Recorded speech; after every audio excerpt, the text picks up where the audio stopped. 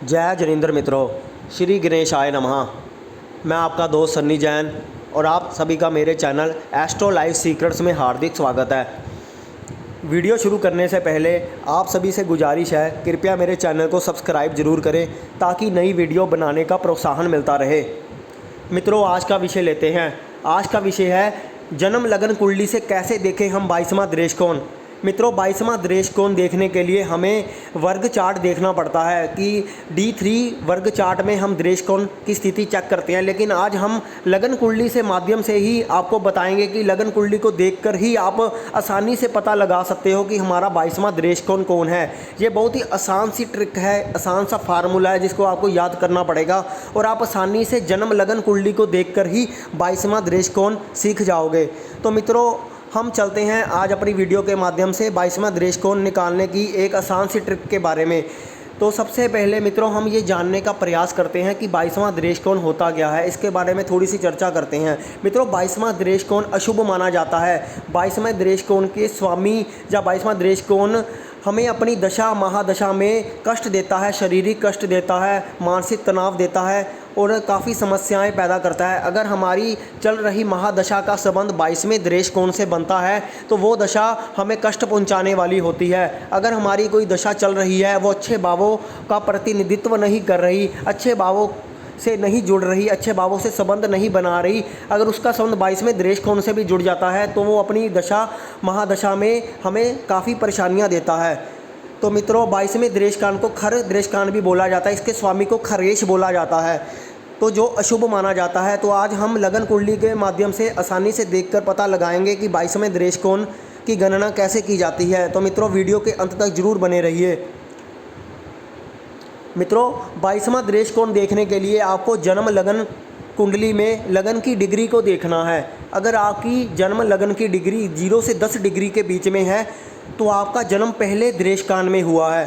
अगर आपकी जन्म की लगन की डिग्री 10 से 20 डिग्री के बीच में है तो आपका जन्म दूसरे दृष्टिकोण में हुआ है। अगर आपके जन्म की डिग्री 20 से 30 डिग्री के बीच में है तो आपका जन्म तीसरे दृष्टिकोण में हुआ है।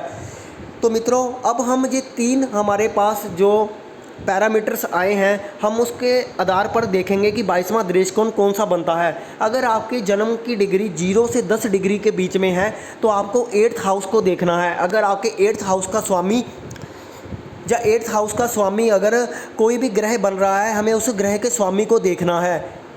वो 8th हाउस का स्वामी ही आपका 22वें दृष्टिकोण का स्वामी होगा। अगर आपका जन्म 10 से 20 डिग्री के बीच में हुआ है तो आपको अपनी जन्म कुंडली में 12वें हाउस के स्वामी को देखना है। 12वें हाउस में जो भी राशि होगी उस राशि का स्वामी आपका 22वें दृष्टिकोण का स्वामी होगा। अगर आपकी जन्म कुंडली में 20 से 30 डिग्री है लगन की तो आपको 4th हाउस को देखना है। 4th हाउस में जो भी राशि होगी उस राशि का स्वामी आपका 22वें दृष्टिकोण का स्वामी होगा। तो मित्रों, इस प्रकार से आप देख सकते हैं आसानी से। अगर आपकी जन्म की डिग्री 0 से 10 डिग्री में है तो आपको 8th हाउस देखना है। अगर 10 से 20 डिग्री है तो आपको 12th हाउस देखना है। अगर 20 से 30 डिग्री है तो आपको 4th हाउस देखना है। तो वही आपके 22वें दृष्टिकोण का स्वामी होगा। तो मित्रों, आइए हम इसको एक उदाहरण कुंडली के माध्यम से भी आपको समझाते हैं ताकि ये कंसेप्ट आपको क्लियर हो सके। आपको बस यही फार्मूला याद रखना है। इसको आप याद रख के आसानी से लगन कुंडली देखकर ही 22वें दृष्टिकोण का पता लगा लोगे। तो मित्रों, हम उदाहरण कुंडली पर चलते हैं। मित्रों, जैसा कि आप देख रहे हैं कि ये वृष लगन की एक कुंडली है। तो आप देख रहे हो कि इस जन्म लगन में जो लगन की डिग्री है वो 20 डिग्री 42 मिनट की 51 सेकंड है। तो हम यहाँ पर देखेंगे कि 20 डिग्री से ये थोड़ा सा ज़्यादा है, तो यानी 20 डिग्री को ये पार कर गया है। तो हम यहाँ पर तीसरा दृष्टिकोण लेंगे। हमने देखा था कि अगर तीसरे दृष्टिकोण में 20 से 30 डिग्री के बीच में जन्म होता है तो हम 4th हाउस को देखेंगे। तो 4th हाउस में अगर हम देखते हैं तो यहाँ पर सिंह राशि आती है। तो सिंह राशि का स्वामी सूर्य बनता है। तो इस जन्म कुंडली के लिए 22वें दृष्टिकोण का स्वामी सूर्य बनेगा। तो मित्रों, जैसा अगर इसकी जन्म लगन की डिग्री 19 होती तो हम दूसरे दृष्टिकोण को देखते, यानी इस जन्म कुंडली के 12वें हाउस को देखते। तो वहाँ पे मंगल की राशि है। तो यहाँ पर जो डिग्री है वो 20 डिग्री को पार कर गई है। अगर 20 से थोड़ा सा भी अंश ज़्यादा हो जाता है तो हमें 20 से 30 डिग्री वाला फार्मूला लेना है, यानी 4th हाउस लेना है। ऐसे ही अगर यहाँ पर अगर जो डिग्री 10 डिग्री से थोड़ा सा ऊपर हो जाती तो हमें दूसरा दृष्टिकोण ही लेना था, यानी 12th हाउस। तो मित्रों इस प्रकार आप आसानी से पता लगा सकते हैं। उम्मीद है कि आपको ये समझ आ गया होगा कि इस जन्म लगन कुंडली में जो 20 डिग्री से ज़्यादा का जो लगन बन रहा है तो उसके लिए हमें 4th हाउस को कंसीडर करना है। तो इस प्रकार से इस जन्म कुंडली के लिए सूर्य 22वें दृष्टिकोण का स्वामी बनेगा। और मित्रों आपको एक बात और बताता हूँ, जो भी 22वें दृष्टिकोण का स्वामी बनेगा आप उसको D3 वर्ग चार्ट में जाकर चेक कर सकते हो। अगर D3 वर्ग चार्ट में अगर आप खोलोगे तो 8वें घर में जो राशि होगी वहीं 22वां दृष्टिकोण होगा। जैसे इस जन्म कुंडली में आप देख रहे हो कि 4th हाउस में सिंह राशि आ रही है। अगर हम इसका D3 चार्ट खोलेंगे तो आप देखेंगे कि 8th हाउस में सिंह राशि आ रही है। तो यहाँ पर आप जाकर चेक कर सकते हो कि हमारे से कोई गलती तो नहीं हो रही।